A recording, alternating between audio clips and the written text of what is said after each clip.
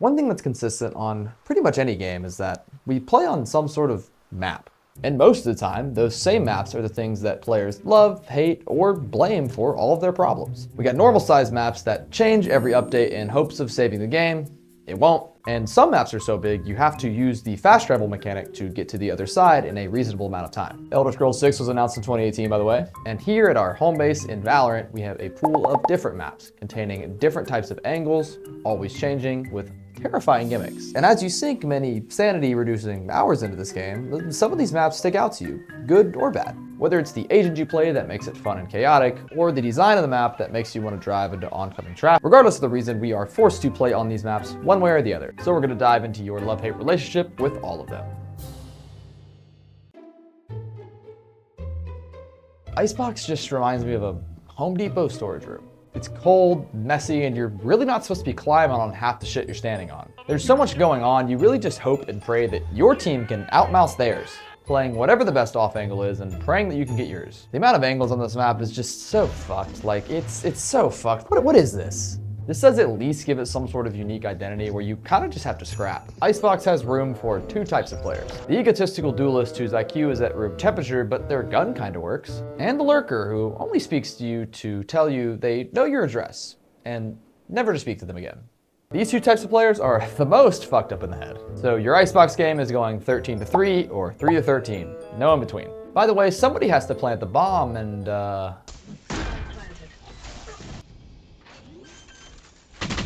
yeah, have fun with that, Viper. Oh, you piece of shit, you make a Viper plant the bomb. I hope you know if you make Viper plant the bomb, you're a bad guy. And once you get the bomb down, you just play post-plant simulator. Whatever bullets and abilities you have left, just throw it towards the spike and you'll probably be okay. But despite all the shit that I just said and the problems this map has, I kind of like it. I don't know why. Don't answer that. Ascent. The overappreciated older child of the Valorant community. As much as we appreciate Ascent for its simplicity, if this is your favorite map, we gotta add some spice to your life. If you love Ascent, you probably get overwhelmed ordering at Subway, both from the amount of choices in front of you and the social interaction. And in competitive play, this map saw the exact same team comp for 3 straight years. Stop coping, this map is mid. I will give Ascent a little bit of praise for its structure. It is very simple from a fundamental standpoint. This is pretty good from a learning perspective, and it also makes the map a little bit more fun to play. But one of the issues this map has is,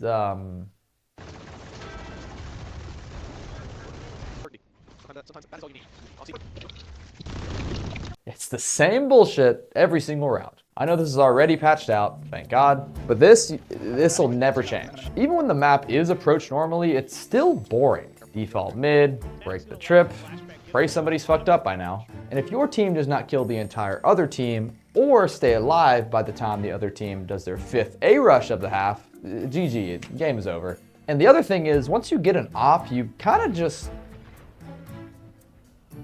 win. Play one of 755 different off angles, you're pretty much good for one.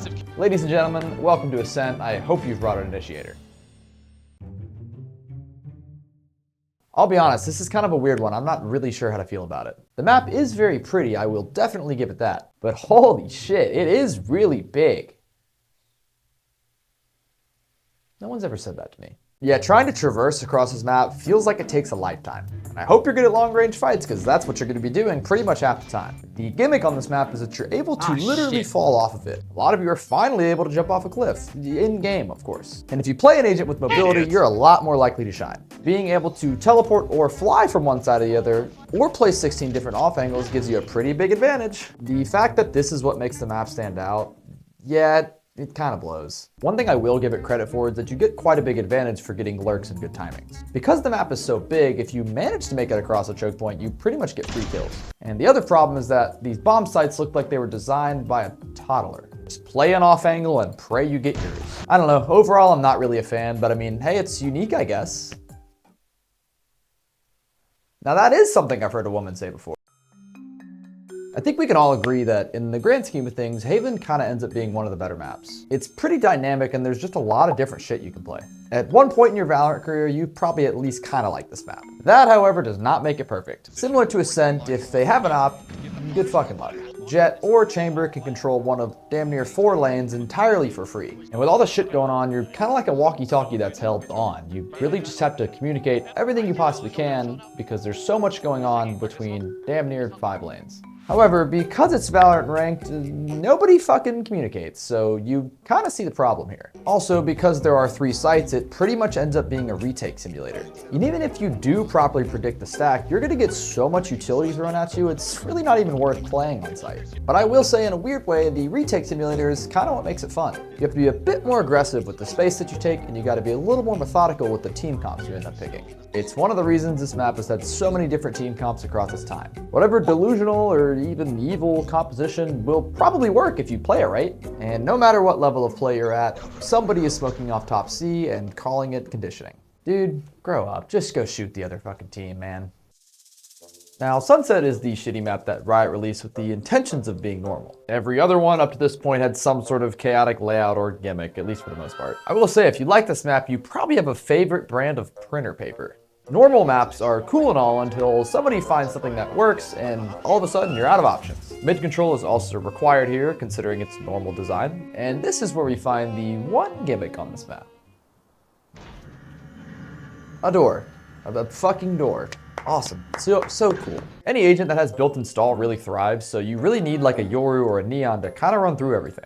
And anytime I have a Yoru in the same lobby as me, it makes me want to off my... You kind of just take mid on this map, break the door, and then flirt with top mid. And by then, the 4th grade reading level Reyna has peaked, and either somebody on your team is dead, or she's dead. If you're more of a methodical player, you probably like this map, and if you're a bit more chaotic, you probably don't. It's alright, I mean, it's not great, but it's not that bad either. Here we have Riot's attempt at another 3-site map, as they tried to make Haven 2.0 because Haven's pretty good. But we ended up with rotating doors that sound like jet engines, and a good chamber map. And it's never a good idea. It's never good. You can kind of play anything, and this map has a pretty good approach, but I don't care about any of that. I like this map because of the B-roll content it gives me. Look, isn't this so pretty? Come on.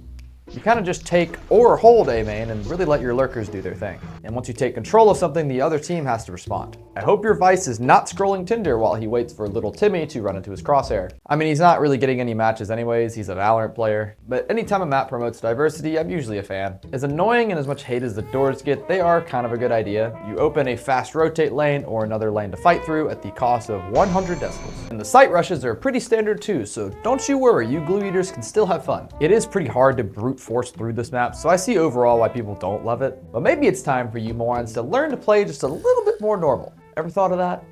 No? You don't want to try and ranked? Well, don't worry. I got a video that can help you out. Now this one's gonna piss a lot of people off because I love Fracture. It's alright, it's okay, it makes sense. I'm just as fucked up in the head as every other Valorant player. If it tells you anything, I decided to make content on this game. It's really the option to be aggressive on both attack and defense that I really like. Instead of waiting at the barriers for a sound cue, you're waiting at the barriers to run at them. This was the best way to play this map on defense. That was the gimmick. They also have the zip lines, but it's not really a gimmick. You just kind of use it to get from one spawn to the other. I will say this map was definitely retake simulator. That kind of sucked. But with all the aggressive comps you ran, the retakes were usually a little bit easier. And since those retakes were easier, you kind of had to save your utility to counter the utility that they are going to throw at you. And this kind of naturally upped the skill ceiling on this map. It was great. Maturing is realizing Fracture is a good map. Do not worry, I will cater to the haters as well. All the things I mentioned are pretty complex. And when you're in a ranked game with a bunch of zoo animals, demanding any sort of cooperation is about the same as asking a blind man to solve a Rubik's Cube. Just pair whatever 3 idiots you can together and pray that they put their IQs together to come up with some sort of plan. I can only imagine hearing multiple slurs as you lock in for your ranked Fracture game. So yeah, I'll give it to you. In ranked, not a very good time.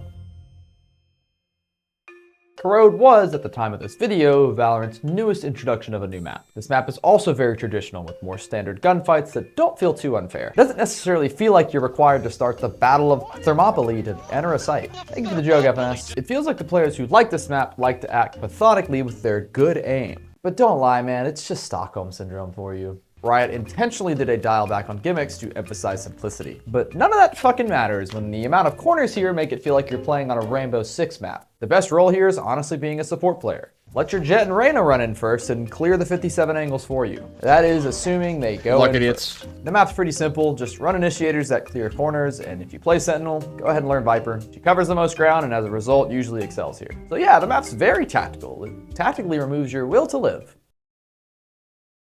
It's been a while since we've seen this one, but Breeze was one of the more polarizing maps. You love it or you hate it. Usually just hate it. It was one of the first big maps that Riot introduced to us, and the first iteration was definitely a shit show. Since it was so big, it was a great operator map. And this was during both Jet and Chamber meta, so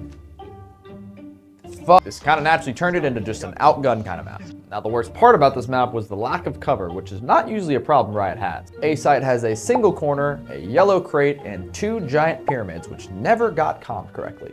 He played the same agents as a result, and it got old really fast. I could have probably liked this map, but since every game was just Jet, Chamber, and Reyna, it made me hate myself. The 3 musketeers of ego and no bitches. The only thing about this map that I kind of liked was that I think mid was designed pretty well, and I also think it's very pretty. The B-roll content here is great. Running around and finding different areas to green. Get the fuck off our tables, please. Oh, Thank you. Appreciate it. sorry. Finding different areas to green screen, pretty fun. I just think the map was never really liked by anybody, and that's why I never made it back in the competitive queue.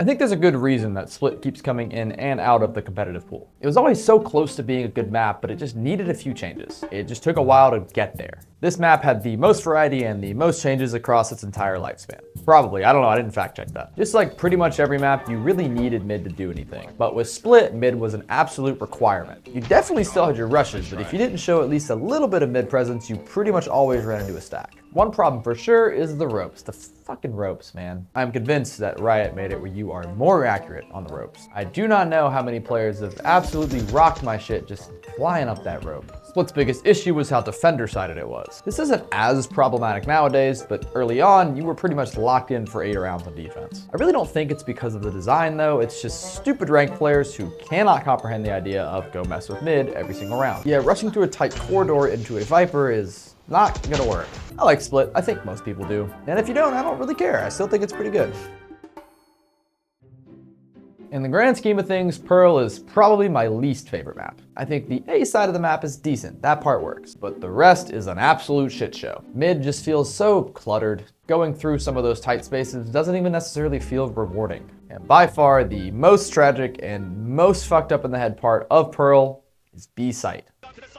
We're starting to tap onto the defuse, spraying through all of these smokes, but the high side nebulous, it's working out, but it's not even halfway. Back to a 3 versus 3. Sit back, throw whatever utility you have left at the bomb, and spray like your life depends on it. This might be the worst designed site in the history of Valorant. Before Riot patched the pings, thank God, this was almost a guaranteed way of winning. See exactly where the bomb is, spray and pray, and you're getting a kill, man. In a lot more recent patches, Riot has added a lot more corners and geography. This added for a lot more strategic post plants and site holds, and it definitely made the map a lot better. But me, I have PTSD from dealing with this shit, and I will never get over that. Whoever designed B, what the fuck, man?